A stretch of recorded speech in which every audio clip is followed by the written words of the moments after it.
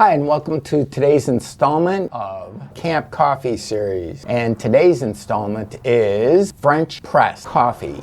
French press. First we light our stove.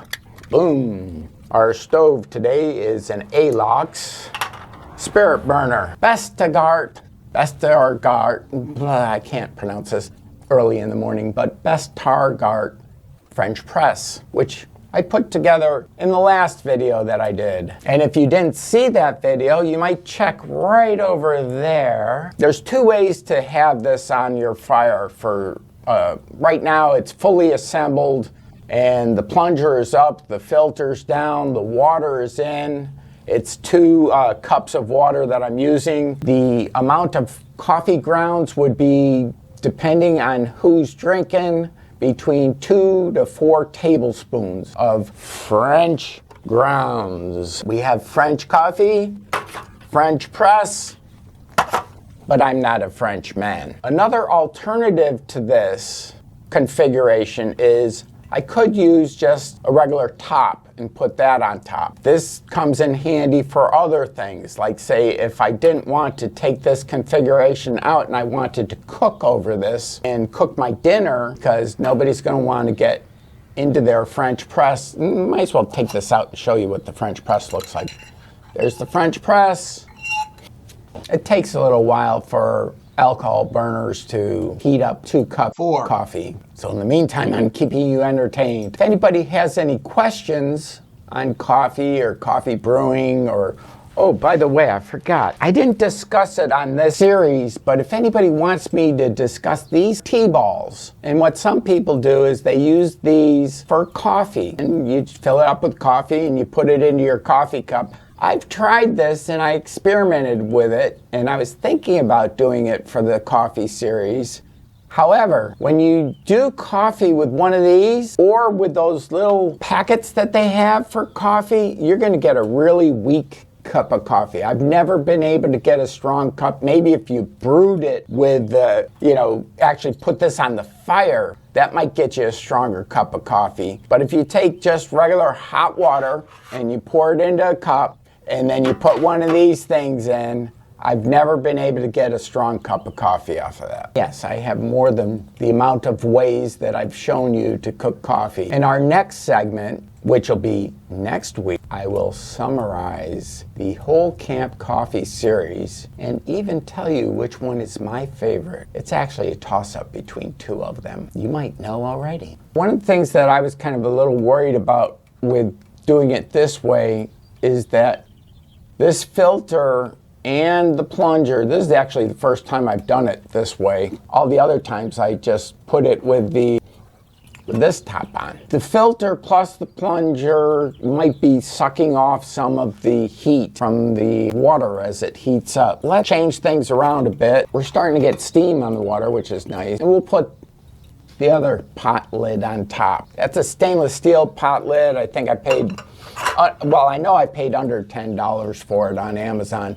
And I'll put the link down below in the description. I think I already said it, but I'll say it again. Once this comes up to a boil, we take the lid off. I'm going to scoop in between 2 to 4 tablespoons of coffee into this pot. Stir it up. Let it sit. One thing that I didn't tell you is that you want a coarse ground. This is fairly coarse compared to the way that I grind coffee. If you're in a store where you can grind coffee, that's even better. When I read about coffee in the Coffee from Plantation to Cup book, the author talks about how beans used to be roasted by the actual user first, because they used to sell coffee beans green, not roasted. Individual users would have their own way of roasting their beans. One bean, if you just have one bean that's wrong or burnt, it'll throw off the flavor of the whole batch of beans. We're almost to a boil. Right now, we are ready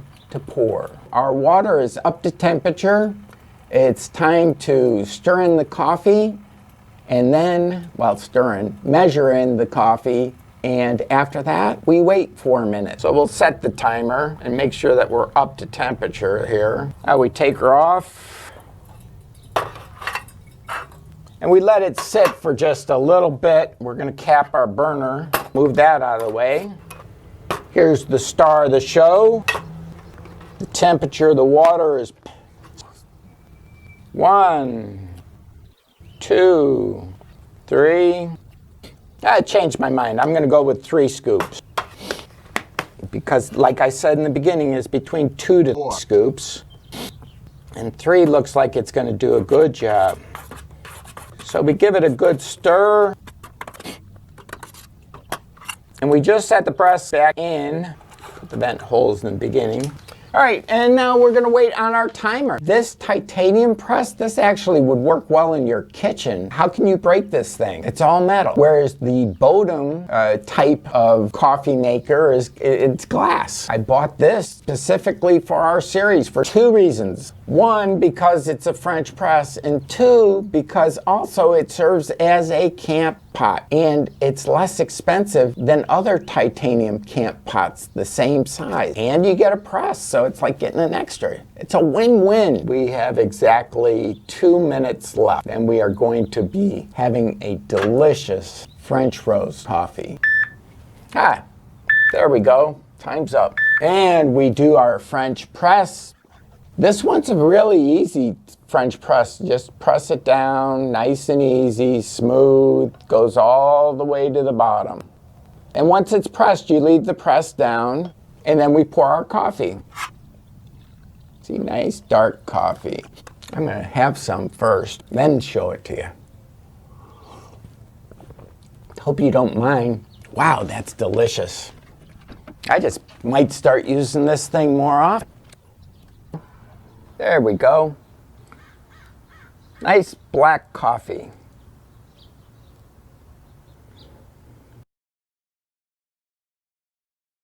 Well, we're in autofocus at this time. Let's hope this works. Thanks for watching this video and our installment of French press coffee.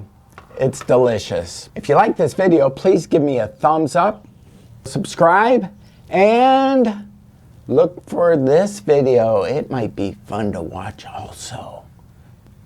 And stay COVID safe. Bill Dube signing out.